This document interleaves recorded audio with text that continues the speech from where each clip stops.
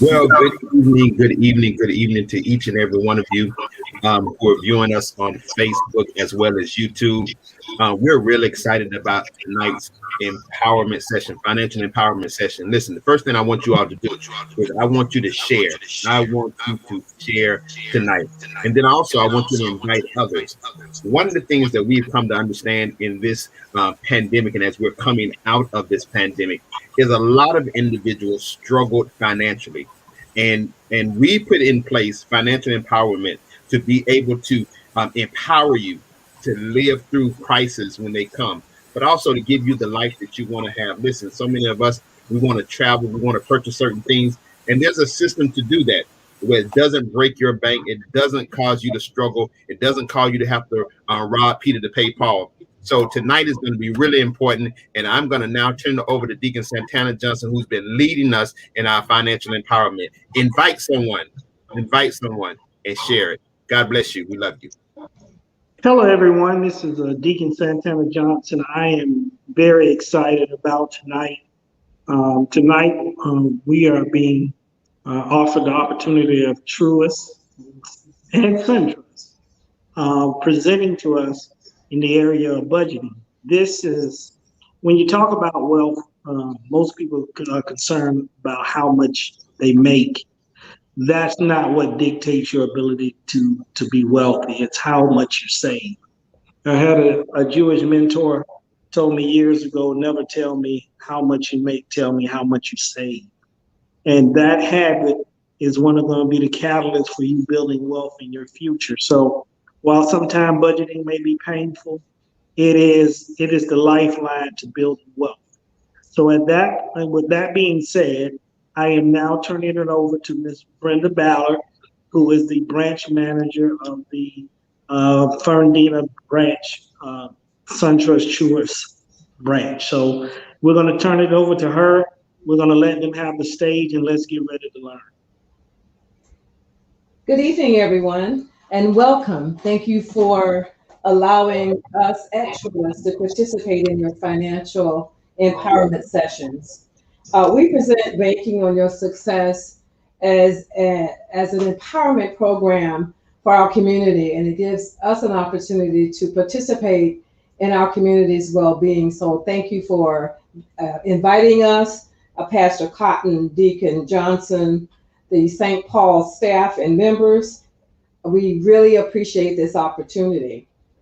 I did manage St. John's Town Center that's now merged with the BB&T office. We're becoming Truist as we speak. And I have several of my colleagues and my boss on the phone, and we're all going to participate in helping you guys learn how to budget.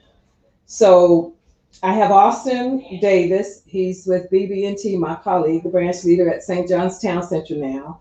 I have Todd Dukes, Julia Clements, and Lauren Wynn. I will allow each one of them to introduce themselves and say a little bit, and then we will move forward with our budgeting program. Austin? Hey, good afternoon, everybody. Thank you so much for joining, and thank you so much for allowing us to be a part of this evening's presentation. My name is Austin Davis. I am the branch leader for the BB&T and SunTrust blended branch, now Truist Bank, located in the St. John's Town Center. I am going to turn it over to my partner, Julia Clements, who's on the line to introduce herself. Hi, I'm Julia Clements. I'm a branch leader at Fleming Island BB&T, now Truist. I was on the call last year, and thank you for welcoming us back again. Glad to be here. Last year, I was covering the Atlantic Beach branch for BB&T, so kind of shifting around a little bit, but really excited to be here, work with you guys today, and I pass you on to Todd Dukes, who is another colleague of ours. Thank you for that, and hello and good evening. This is Todd Dukes, the new manager at the Ortega BB&T branch location, just transferred in from Tallahassee, where I manage the Florida State University branch. So happy to be in town. I have to be a part of this. And Lauren, get on. Okay, Lauren has not joined us yet. I'm sure she will get the opportunity to come on and introduce herself. And we are introducing ourselves as resources in the community so that if there are any needs or any questions or any part of this program that you wish to have done at a different location, we are available to assist you. Today we're going to do the family budgeting portion. We have a number of opportunities to meet with you over the next several months. We have a class next month and the following month. And hopefully our partnership with St. Paul will allow us to work with you guys each month through the end of 2021. I wanted to say that the topics that we are going to be sharing over the next few months will help us attain a stronger and more vibrant financial future. And that is our goal, is to make everyone financially well. After the last 15 to 18 months with the pandemic, there has been a lot going on in our communities. People have lost jobs, they've had their job hours reduced. And we want to be a part of rebuilding and structuring a way for you to, if this happens at any moment in time again, to be prepared. And the learning skills that you will get from us this evening will help us throughout anything. And I know budgeting sounds like something tough, but we're going to make it easy for you. Austin? All right, so we're going to turn it over to Julia, who's going to get us kicked off with tracking your spending.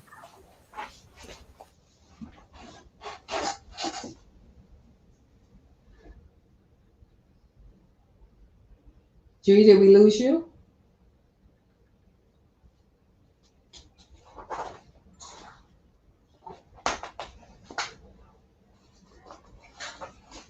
Julia?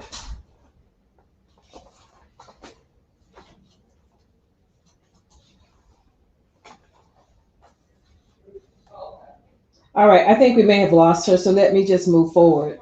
The family budgeting course is the second in our financial education series called Banking on Your Success. And in this course, participants, all of you who are participating, will learn 5 key steps to developing a solid family plan to help them to develop a strong foundation for a successful financial future.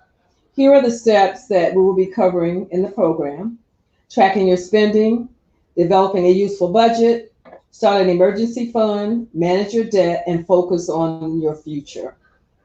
This program is designed to provide you with basic overview of these steps, as well as the tools that they can use in the future for further reference and development. Our learning objectives: upon completion of the family budgeting course, a participant should be able to understand why it is important to track all of the money he or she spends and useful ways to do so, how to establish a reasonable budget for everyday living, why an emergency savings fund is important and useful ways to create one, different ways to attack existing debt, which is really an important one, why getting rid of debt should be a focus for a strong financial future, ways to save for the future, and how to take control of his or her finances. All right, it looks like Julia was able to join us. So Julia is going to kick us off.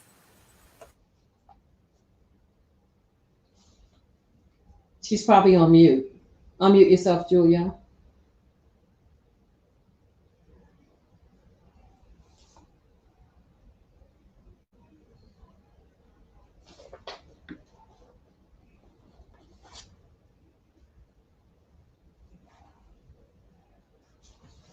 We're not getting anything.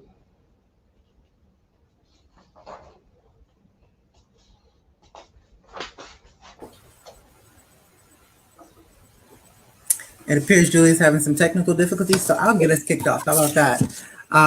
Welcome to BB&T, now Truist Bank on Your Success program. We've designed this program for you to learn about key elements of banking to help you up for success in your financial future. This session is entitled Family Budgeting. Today, you'll have the chance to learn 5 key steps in developing a solid family budget to help you on your way to a strong financial future. We will present certain topics for future discussion with your coach on site, and you will be able to participate in different exercises and activities throughout our time together. So let's get started. When you hear the word budget, what comes to mind? I know. Some of you guys are thinking, I don't want to live within a budget. And the fact is that many people think a budget is limiting.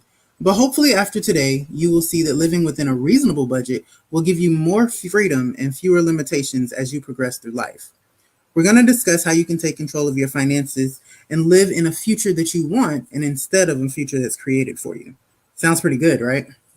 There are 5 key steps that Brenda talked about. Number 1, tracking your spending. 2, developing a useful budget. 3, starting an emergency fund. 4, managing your debt.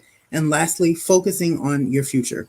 Let's begin today's review, let's begin today by reviewing the first step, which is tracking every penny you spend. When we've asked people where they spend their money, we've received many different responses. Here are a few that I've heard most often. One client said, I kind of know where I spend my money. I look at my checking account every day to see what my balance is, but sometimes I'm not aware of when a check or debit transaction clears. I'm not that great at it. Another client told us they don't track it. I figure what I don't know won't hurt me. I used to track my spending all the time and it stressed them out, so they just don't worry about it. And finally, my last client told us that she balances her accounts out to the penny. She uses apps to keep track of everything. It takes her 10 minutes a day to download her transactions and categorize them. That way she knows where she stands every morning before she leaves to work. The best strategy of those 3 is to track everything you spend. And yes, you need to track it to the penny. We know which person we should follow, right? You guessed it, the last one. At this stage of the process, we are most concerned about gathering data, not judging how you spend your money or make drastic changes to your current money management habits. When you see something written down, you may be motivated to live more frugally. You may find you are spending too much on fast food, or maybe the cost of commuting is way higher than you thought. Let's get you started on your journey.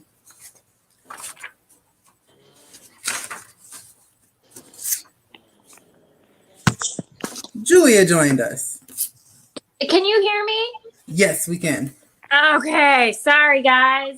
So we are on page 10. 11. 11. Okay. Sorry guys for the issues here. So what we're going to go over now is the expense worksheet. To be sure you understand, if you guys can take that out and take a look at it. Got a couple questions for you to start off. Can anyone answer how they currently track their expenses?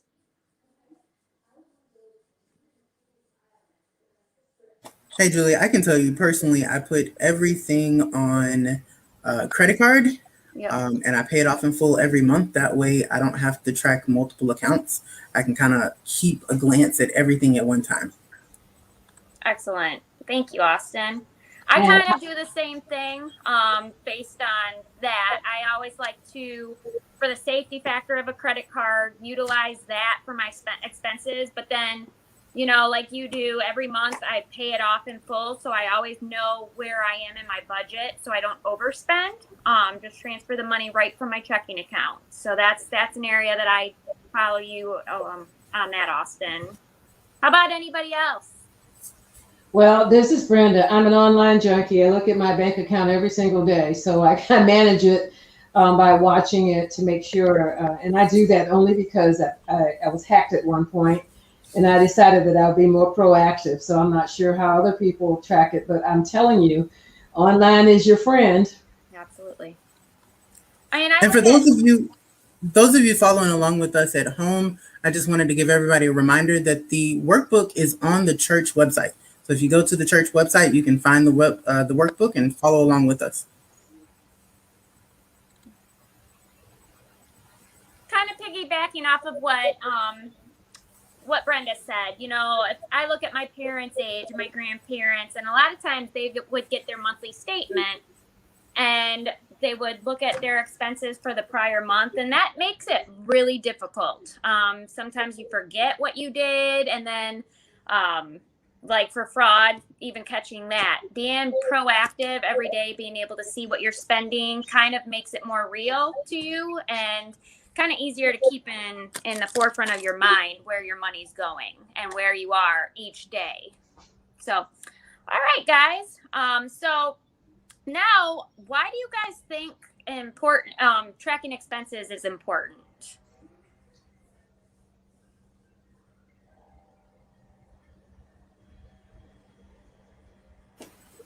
I would say, kind of similarly what we were just talking about. You want to track your expenses to know where your money's going, because a lot of times we do things on the spur of the moment, like, I really want those shoes, I really need that, and before you end up, you got more month than you got money. And so tracking your expenses kind of makes sure you stay on track, like that you are going to pay everything that you need to pay, and then what you have over for savings and wants, and make sure that everything's going to fall in place so that you don't run out of money for the month. I like it.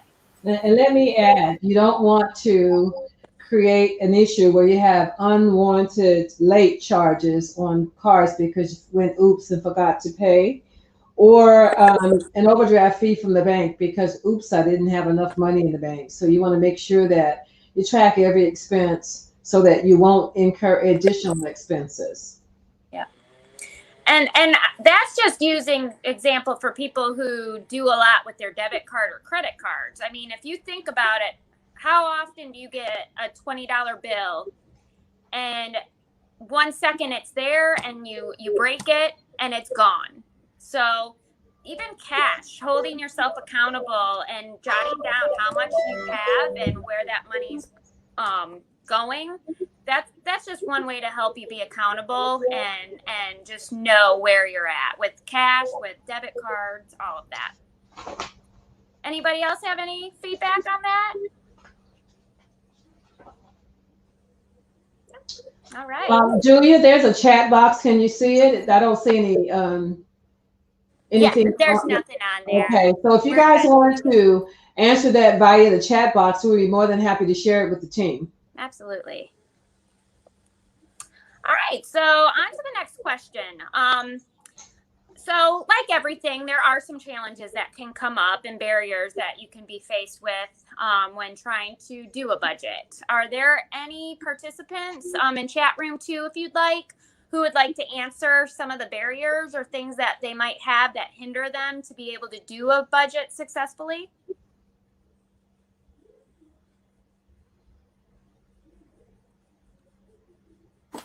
Emergencies, unexpected events that may cause you to spend money on a credit card or something that you don't really have. Yep. Some could be, for examples, saving receipts is kind of a hassle. So you find it hard, you throw it away a lot sooner than you should. Or you just forget what you spent. So you forget to write it down and you don't have it to follow up with. Yeah, I think, Julia, that's what I think of sometimes is I spend a lot, not money-wise, but many transactions, many small things. Yeah. And it seems overwhelming to even think about trying to track it all. So then sometimes I just don't do it. Exactly. And I'll say when you're in a relationship, married or living with someone, sometimes it's hard to budget if you have two people taking money out and you don't always know what the other person's doing as well as you should for a budget. So that can kind of be a difficult thing for me. Anybody else have anything? Anyone in chat? I would say one thing that my mother used to struggle with her budget is kind of like what Todd said. She would do a whole bunch of very small transactions. And then when she didn't have any money left, she's like, but I only went here and spent $3. I was like, yeah, but you went 10 days. Like, that's $30. Yep. And so those little transactions add up, and just tracking that seems to be a big, big hassle. And oftentimes it can seem like a lot of work. And so a lot of people choose not to budget because of that, just because it makes it so much harder to try to track your pennies. I think another major issue is that a lot of people split their direct deposit into multiple accounts. Mm-hmm. And so you're swiping this card and then you're swiping this card and you're robbing Peter to pay Paul because you don't remember which card was used to pay for which. And so it's a lot harder to track it over multiple accounts. I mean, some people have one or two, but there are people that have 4 or 5 or 6 that they're trying to juggle, meeting the guidelines for those accounts as well as making sure that the money is there. Yep. Julia, the other thing is making sure that you account for every expense that you have. A lot of times you don't sit down and put pencil to paper to see exactly what our expenses are. And if we don't do that, we could easily have something fall through the cracks. Yep. Very good. And one of the things that, I see when I'm working with clients in the branch a lot is you see different stages. So you may talk about doing a budget, but you really have to commit. Some people say they want a budget, but then they really don't want to know where they're spending their money, because then it becomes real and they like to just, out of mind. So really one of the big things is you have to find that stage in your life where you're like, okay, I am going to do this. I'm committed to budgeting because I want to retire someday, or I want to live and be able to have a little entertainment in my life, but I have to save to be able to do that. So you just have to make that commitment and then put the pencil to the paper. All right, guys. So why do you think tracking expenses is so valuable? Anybody in chat? Oh, I did get someone on Facebook. They said that they feel like they don't have the time to budget. Yep, that's a huge one. Time is of the essence. Thank you for that. And you have to be committed. I think that's real important, is that once you decide to budget, and everybody should have a budget, but you got to commit to it. I'm not saying that I've committed to a budget over the years, but I've always had one. It has worked semi-well, but as we've moved into the pandemic era and the way our lives have changed over the years, I think it's imperative that at least we can put something on paper that we can see and manage daily. Yep. Absolutely. I think last year with COVID, I remember this conversation, this meeting last year at this time, and we were just going through the beginning stages, and people had to get creative. People had to realize different ways or find different ways to be able to feed their family when they were losing their income. So things like that, improving your future comes with information. And I think every day that we commit to trying to budget, and we are realizing the different barriers that block us, we can learn from every one of those events and really get better at budgeting as we go. So tracking expenses is definitely valuable. And I think when you start to see the shift in improvement and being able to have a little extra income for future use or emergency use, I think it can definitely be a satisfying feeling. So definitely encourage people to jump on the budgeting train.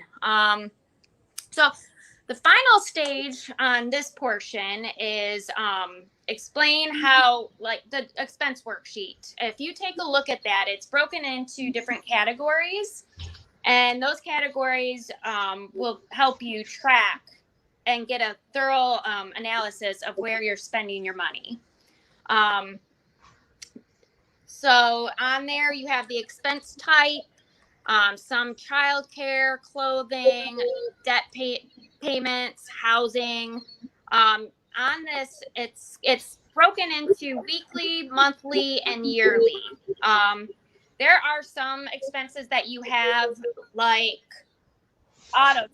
your tires. You're not always going to need that money for tires. So on that section, you may break it into a yearly expense of, let's have $150 or $200 set aside for anything that might happen with the auto. Clothing, rent, housing, same thing. If you are going to budget it on a weekly, a monthly, or a yearly expense, you would break each category into how much you want to set aside for that week or that month. Okay. So that is all I have, everybody. Passing on the torch, is it Brenda? I think so. And Okay. I want to say one other thing is please carve out a bit of time for enjoyment. If you like a movie occasionally or like to go out to dinner, That's treat the most yourself at least once a awkward month thing. and add that as a part of your budget. Most awkward. So this next section is going to be on developing a useful budget, and I'm going to present that section for you guys. So as Julia pointed out, keeping track of everything you spend can be extremely time consuming. I had to have my camera on. She stopped. But you're not on mute. It's a really time consuming process, but it's one that's worth the time, right? To make it easier, you can use money management software programs and mobile apps to help you in your efforts. The point is we have to do something, right? After you've collected the data on your spending habits for a few weeks or even a month, you should develop a budget. Did you know that 55% of millionaires develop and live on a budget? Most people have a negative reaction when we talk about living on a budget, and many that I've worked with over the years have shared their experiences about these process. So I'm going to share a few of these experiences with you today. Jane told us that she tried many times to live on a budget, but it never worked for her. She said it made her feel too focused on money, and then she feels like she can't live her life how she wants to live it. She knows she should be saving for her future, but at this point in life, she just really doesn't care. Alyssa told us she really tries to live on a budget, but finds that it's unrealistic with her expectations and fails to stay within budget every month. And that can be extremely overwhelming and frustrating. Many people fail to live by a budget because it appears to be limiting, or it may be boring to create, or they just don't know how to do it. Developing a budget, though, is a great way to keep yourself focused on the personal goals you have determined to be important. In some instances, you'll need to kind of trim the fat, right? Maybe you'll need to limit the number of times you eat out for lunch. But if you keep focused on the long-term goal of buying a home or saving for retirement or in enjoying a family vacation, these small sacrifices may not seem so difficult overall. Let's take a few seconds to talk about this a little bit further. So in your workbooks, there is a page called Calculating Your Gross Monthly Income and the Income Expense Worksheet. Take a look at these two pages. I'll hold it up because I can't really show everybody. Calculating your gross monthly income, and then the income and expense worksheet. Cool. So now we're going to start developing a useful and reasonable budget. So once you calculate your income, you come up with the amount of money that you have left, your total gross monthly income, right? And that is the number that you're going to use to come up with your monthly budget. You'll put this number on the income and expense worksheet in the total monthly income field. And then you're going to use the budget that you did with Julia to come up with your expenses for that month. And you'll put that number in the total monthly expense category. Now, if the number is positive, you have money left over, it's great. You have some excess. That means that you're living within a budget and you're on your way to financial freedom. If, however, there is a deficit, that's when we need to talk about trimming some of the fat. What can we eliminate to put ourselves in budget so that we don't have more month left than we have money? What do you guys have to say about budgeting? So, Lauren, I'm going to ask you since I can see you.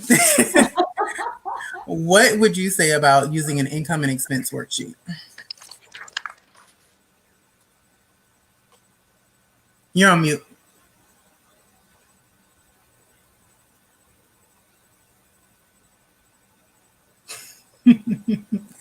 Still can't quite hear you, Lauren. I'm going to hop over to Brenda while you do that one. Brenda, how do you use the income and expense worksheet? Well, first of all, you need to have money to pay your bills. So in order to know what you're paying, you need to have the expense worksheet to see what's going out every month. And for those of us who only have one job, what's coming in every month? And you want to make sure that your income outweighs your expenses instead of your expenses outweighing your income.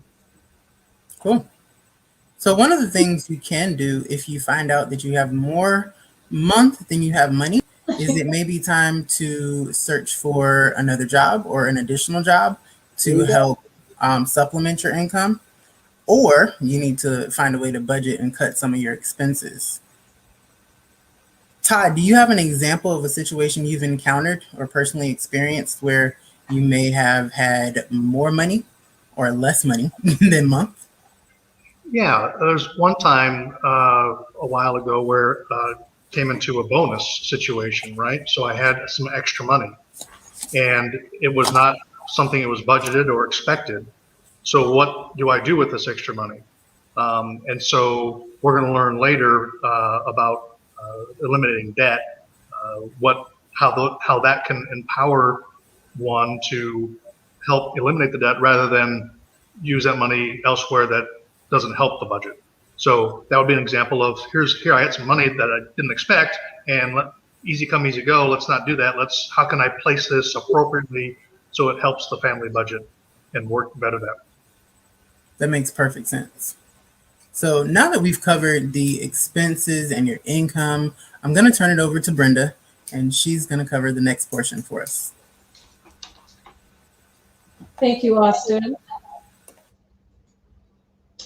All right, what I'm going to talk about, when you're trying to create a budget, you need to use caution and to make sure that the cuts you're spending are realistic. You do not want to make deep cuts in the areas where you really need to spend money. For example, if you have a family of 4, your food budget must take into account your entire family's needs. Can you live on $250 a month in groceries? Is that realistic for you? Will you be able to meet the budget, or will you fail every single month? Be sure your budget can be met and is actually a useful tool in managing your family. Many people live paycheck to paycheck and figure that they cannot save. However, everyone can save. I always tell people to pay yourself at the end of each paycheck because it'll be great. You'll be grateful for it in the long run. It's just that it takes discipline to do that. As a part of your budget, you need to develop an emergency fund for the things like unexpected medical or car expenses. The most important thing we can recommend when starting an emergency savings fund is to pay yourself first. What did I just say? You must make this as important as paying your mortgage, your rent, your electricity, and any of the other bills you have. Make sure you take care of you. We work 40 hours at least a week, and we should be able to pay ourselves as well as getting paid. I have a couple of examples. Elizabeth saves 10% of her gross income with every paycheck.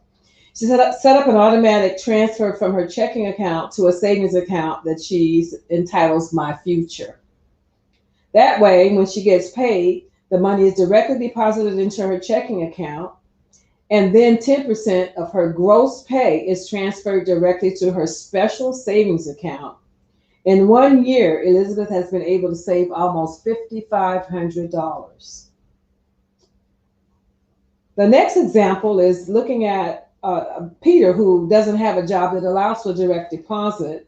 So he asked his bank to set up an automatic transfer of $50 to be transferred from his checking account to his savings account every Friday. After 1 year, he saved $2,500. He has said that many times he wasn't able to do that, and now this method works for him because he never sees it, and now he's changed it to $75 per week. Everyone is different. Let's take a moment to determine the recommended amounts of savings you need for your financial situation. Remember, if you save money automatically, you will not be as tempted as you get used to it. Okay, how much should we save? Commitment to save for my future. There's a copy of that in your workbook where you can go in and make a commitment about how much you intend to save. You want to be sure that before you get to that, you understand what we're saying. And then you want to make sure that you don't save so much that you don't take into account the expenses that we've had from the expense worksheet. So I wanted to turn you guys to turn to that page in your workbook just to take a look at how much should you save. It's just a little tracking sheet that kind of tells you percentages at the varying ages. So at 30, you should save 0.5%. At 35, 1%, 42%, 45, 3%. At 50, 4%, 55, 5%, 66%, and 67, 8%. I did a calculation based on a $3,000 a month salary. If you were 30 years old and you save 0.5% of your $3,000 a month salary, that's only $15. You would think it would be a lot more, but that's a little bit of money. If you're 67 and you save 8%, that's $240. So in essence, if you split that into, I don't know if you get paid weekly or bi-weekly, you can split that money or those savings into whenever you get a paycheck, have it automatically taken out and you won't see it. And it'll be smaller pieces rather than one lump sum of if you're 67, it's $240. But if you're 30 and it's only $15, you might want to look at saving more than the $15. So if you really look at it from a perspective of having a tracking system in terms of how much you should be saving per your current salary, this gives you a rough idea on how much that amount would be weekly, bi-weekly, monthly, etc. Any questions before I move further?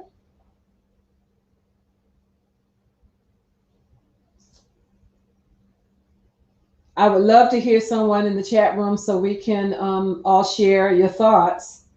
Because I think people are quite surprised when they really sit down to look at their monthly income and work from a perspective of looking how much should be saved per week, per month, per pay period. You find that it's a lot less than we think. I can tell you, I can spend $15 a day on just lunch. If I chose to spend $7.50 on lunch and save the other $7.50, I think I'll still eat the same. Just be from a different restaurant, just saying. So it's pretty easy. And as you can see, it suggests ages on what the targets might be. And what this chart states is that you need to develop a plan. That's all we're saying, to allow yourself to reach your targeted goals. At a minimum, you want to save for the future financial success. I can tell you, I don't know where we're going to be by the time you retire with Social Security, but we need to understand that will not, our changes on a minimum budget, but what if there isn't Social Security to go along with your retirement? So you want to check out your savings calculators located at, there's one on our website. If you have a calculator, onup.com is a very great place to go. It has many different kinds of calculators, but in particular, it will help you to develop a savings target amount so that you can put that into your expense budget, whether you do it weekly, monthly, or annually. Make sure you set realistic goals, because it is important to know that even though you're paying yourself, it won't cut from the things that you absolutely consider necessary for you and your family to live. So if you'll take a look at the commitment to save for my future, this is just a document for you to put something in writing and commit to yourself that you are going to do that. So it says and I'll say Brenda Ballard, commits to save at least, let's say $300 each month to help secure an emergency fund and provide for a better financial future for me and my family. And then you just want to plan to do this by, and then there's several lines. It's 1, 2, 3, 4, 5 lines that talks about how you're going to stay on this commitment and what it'll take for you to reach your financial goal. And then you sign and date it and look at it, make it a part of your budget. Look at it whenever you look at your budget to make sure that you've saving enough money to have a great financial future. And second, that you're not taking away from your family's weekly, monthly, or annual needs. Do you have any questions?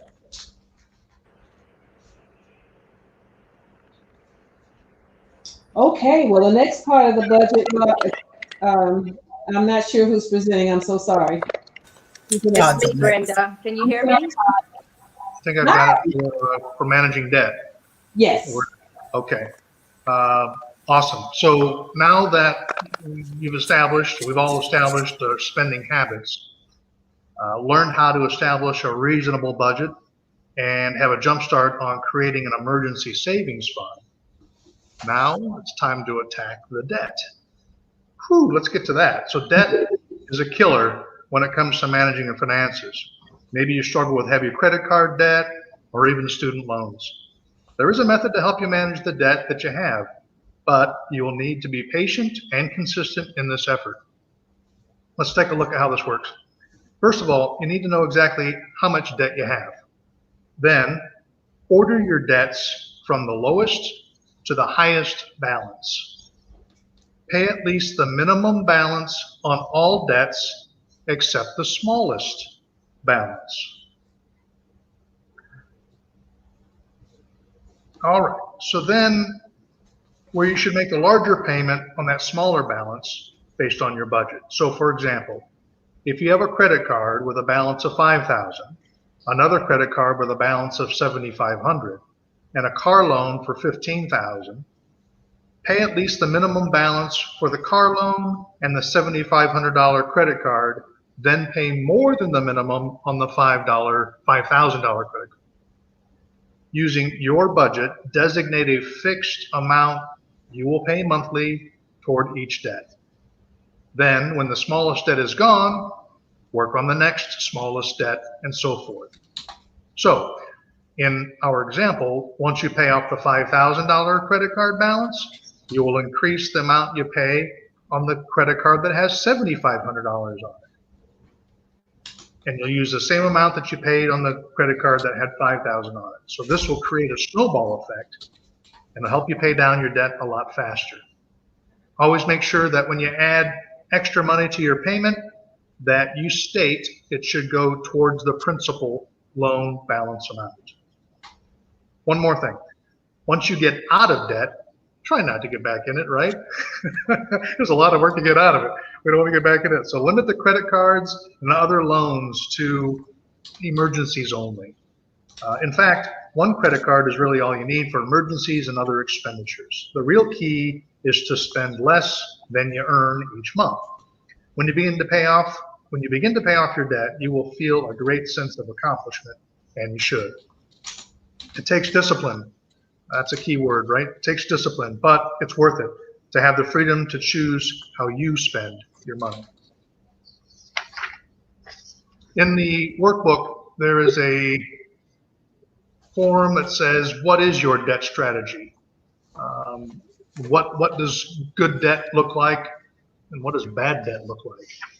So I wanted to see if I could find, so let's identify what good debt is and what bad debt is. So good debt and bad debt. So good debt would include anything you need but can't afford to pay for up front without wiping out cash reserves or liquidating all of your investments. So in cases where the debt makes sense, only obtain loans for which you can afford the monthly payments. There are three types of good debt. So for example, a home loan, all right?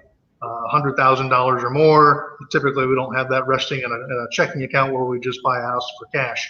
So a good debt loan would be for a home. An auto loan would fall under good debt. College or student loans would fall under good debt. Bad debt, I think we know most of that right off the top, don't we? So that'd be credit cards, right? That's bad debt. Interest is really high. And that's would be in the category of bad debt. So on this example that we have on your form, there's a scenario here.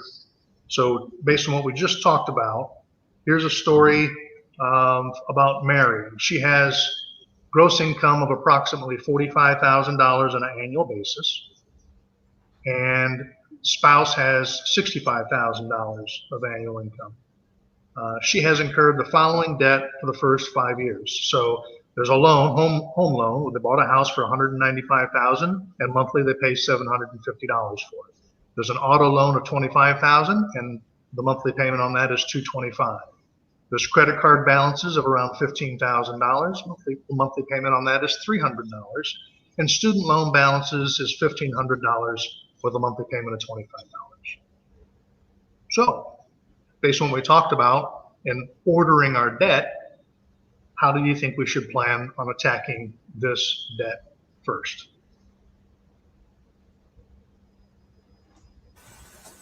Hey, Todd, I would say we need to tackle the student loan balance because it's the lowest one and we can feel really accomplished after knocking that out pretty quickly. Precisely. Thank you for jumping in there, Austin. It wouldn't take us long to, based on our budget, to pay off and get rid of the $1,500. That's one that's out of the way, and now we can take that extra money and apply it to the credit card balances of $15,000. I see a question on here, and Lauren, feel free, or Ms. Ballard, to jump in. It says, when wanting certain payments to specifically go toward interest or principal, do we have to call the company to state that information, or can that be done via an online payment? Does anyone want to take that answer? Hey, Todd, I can take that one. I think it really depends on the institution. Some institutions, financial institutions, lending institutions, have it to where you can delegate the amount of payment to principal only to reduce your principal balance. But most of them focus on making money for the company. And the easiest way to do that is to not let you do things like tear down your principal balance online. So they make you make that call. A lot of times, if you have a brick and mortar bank, you can go straight up to the bank and tell them that it's principal only. You don't have to sit on hold, and it makes it a lot easier for you to pay down that debt a lot quicker. Thank you, Austin. And I think also it depends on what type of loan you're paying.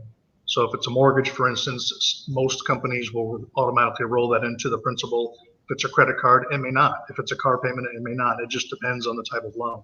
So I think that's why we say always state verbally, please apply the extra to the principal, so that there's no misunderstanding of how it should be applied. Anybody else have any input on that? Well, I just wanted to talk. I see it says highest interest rate debt. There, believe it or not, picking up the telephone and explaining, especially if you've had a loan for a period of time, that you can ask for an interest rate reduction. I don't know if people know that there are people or banks or companies out there, after seeing your payment history, will reduce your interest rates. That happens a lot, and I don't think people know they can call and ask. Awesome. You have absolutely nothing to lose, because if they say no, then you're where you are. You have to go to another method of paying. But if they say yes, you get to reduce the rate of interest, and your payments will be going toward your principal. Thank you. Here's another great question. Once you have no balance, zero balance, for instance, on your credit card, you've paid it off, there's a zero balance. The question is, do you have to keep using your credit card to keep them active, or can you just let them sit? So there's nothing wrong with letting your card sit and not using it. The card isn't going to close unless like 2 years goes by or 3 years goes by, and you typically get a letter in the mail saying, hey, we noticed you haven't used your card. But don't be afraid to use your card for a simple gas fill up and then pay the card back to zero balance, because that does carry also on another end, which is your credit score, right? So there's usage. And if you have it actively using and you're managing that debt, it's going to be favorable to you in your credit score because you're managing that debt at a very, very low level, right? So if you have a credit card balance that's $1,000 or $2,000, but you're only using 10 or 15 or 20 bucks, your usage is very low and it's going to help your credit score. Any other comments or feedback on that? Yes, if you pay it within the 30-day time frame, you don't have to pay interest if you pay it off. Correct. Thank you. And I didn't mean, Todd, I'm sorry to jump in, but there was a Facebook viewer who wanted to ask a question, and I think we overlooked it. May I please answer that pretty quickly? Yes, please. It says, the viewer wants to know, is the savings percentage after tithing and paying bills, or on what is left? Let me say this. The savings would be definitely be after you made the commitment to tithe. but absolutely include it as part of your bill. Make it a bill. When you pay yourself, you're paying a bill. I just thought I wanted to share that. Awesome. All right. There's another question that came in here. Let's see here.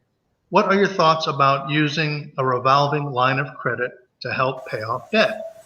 I can take this one. I love this question. It really depends on the type of line, right? So if you have a personal signature line at your credit union or an unsecured line with your bank, those lines are probably going to have pretty high interest rates. It's all going to come down to the interest rate.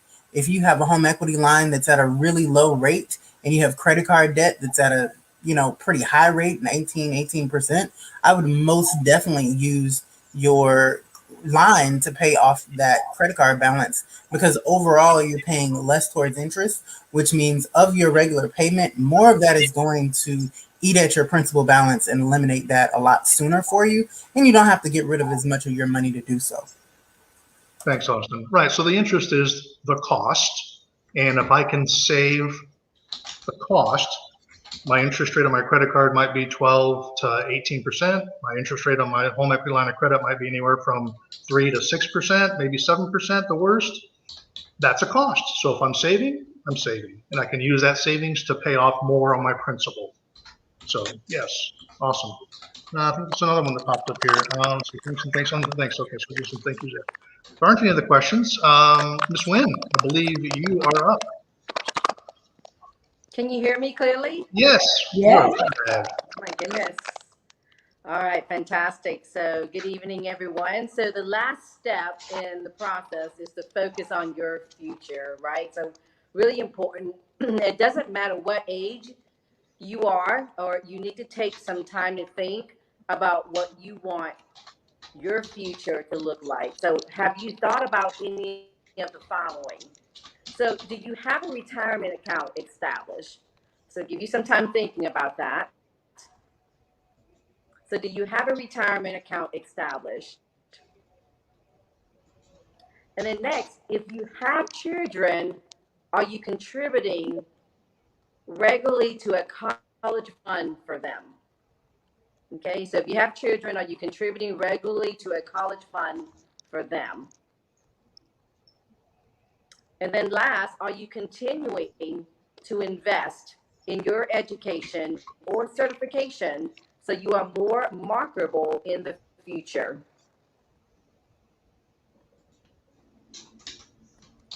So we'd like to share a few examples and how important answers to these questions can be in someone's life. So first of all, meet Jane.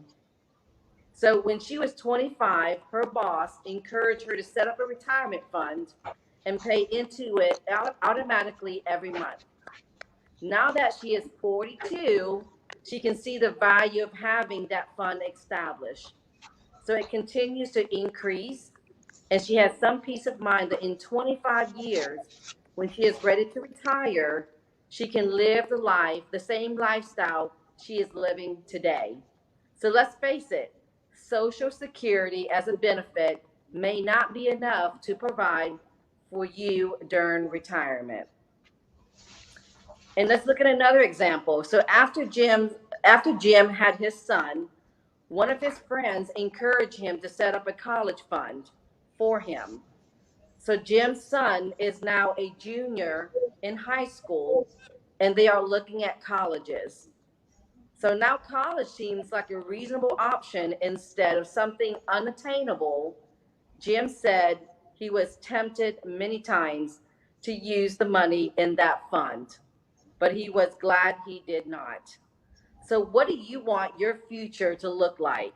Because I know what my future is looking like. It really is your choice. So talk to an expert to help you develop a strategy that will help you meet your financial and personal goals. It is worth your time, your sacrifice now, and the younger you start, the better you have much of this future ahead of you. Thank you, Lauren. And with that, we conclude our message, and hopefully we've given you some valuable tips in family budgeting. if there are any questions, and we don't have a lot of time left, only 4 minutes, if you would get them to either Ms. Deacon Johnson or Pastor Cotton, we'll be more than happy to answer those questions at a later date. I want to thank everyone for viewing and participating, and those people, those colleagues of mine who have made this a part of our evening program. I want to thank you. Again, thank you for allowing us to participate, St. Paul. Hopefully we will develop a relationship where we're able to give you financial literacy monthly throughout the rest of the year. So thank you again. Thank you so much. Everyone. Thank you all so much. What a great night this was. Some wonderful information I do want to share with all of those who are viewing us on Facebook as well as YouTube. The workbook is on the church website, www.spnbcgiant.org. It is a wonderful tool to get you started. So often we make excuses as to why we can't budget. Don't make excuses until you get in the process. Once you get in the process and you have a goal, you have your why as to why you're budgeting, it makes it a lot easier. I am one who budgets because I have a why when I retire. So thank you so much, Deacon Johnson. Thank you all so much, and we look forward to joining you all next month with another wonderful session of financial empowerment. God bless you all. We love you. We'll be sharing with you soon. Thank you. Thank you. Thank you.